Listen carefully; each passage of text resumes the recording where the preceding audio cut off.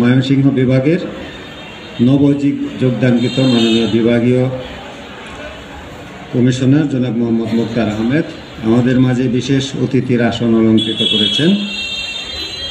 Range DIG Mymensingh বিভাগ doctor Mohammad আশাকুর Rahman বিশেষ অতিথি হিসেবে গুরুত্বপূর্ণ বক্তব্য রেখেছেন। বাংলাদেশের একটি জাতীয় প্রতিষ্ঠান, এটি নেপ নামে পরিচিত, national academy of primary education. এখানে শিক্ষার চর্চা হয়, জ্ঞানের চর্চা হয়, বইয়ের চর্চা হয়।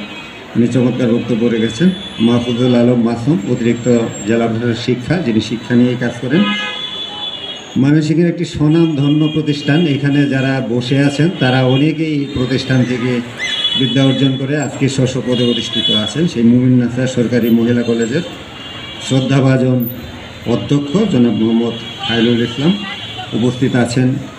সংস্কৃতি মন্ত্রণালয়ের অধীন জাতীয় গ্রন্থকেন্দ্রের উপপরিচালক জনাব মোহাম্মদ ফরিদ আহমদ আমাদের মাঝে বক্তব্য দিয়েছেন, স্বাগত বক্তব্য। তাহমিনা আক্তার এবং যিনি এই বইমেলা আয়োজনের মূল চালিকা শক্তি হিসাবে দায়িত্ব পালন করেছেন এবং আমি যোগদান করার আগে থেকেই উনি এটার সাথে সম্পৃক্ত ছিলেন।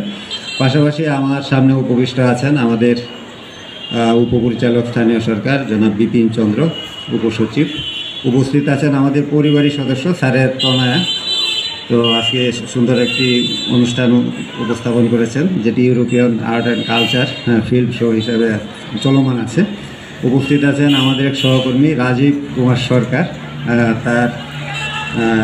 তার নিজেরই একটি পরিচয় আছে।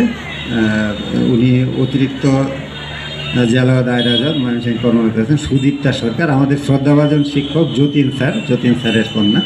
উপস্থিত আছেন সদর ইউনো সহ বিভাগীয় প্রশাসনের সম্মানিত আমার সহকর্মীবৃন্দ। উপস্থিত আছেন বিভিন্ন শিক্ষা প্রতিষ্ঠানে আমাদের বিদ্যাময় স্কুলের প্রধান শিক্ষিকা আছেন, যিনি বর্তমানে দায়িত্ব পালন করছেন। তো এছাড়া অনেকেই শিক্ষা প্রতিষ্ঠান থেকে এসেছেন, অভিভাবকবৃন্দ এসেছেন, ছাত্রছাত্রীবৃন্দ এসেছেন, সাংবাদিকবৃন্দ এসেছেন, সুধীবৃন্দ এসেছেন, এখানে আইন শৃঙ্খলা রক্ষাকারী বাহিনী এসেছেন, আমাদের উপস্থাপিকা এসেছেন। তো সবাই মিলে এই বইটাকে আমরা সফল করার চেষ্টা করেছি। যিনি আব্দুর রব মোশাররফ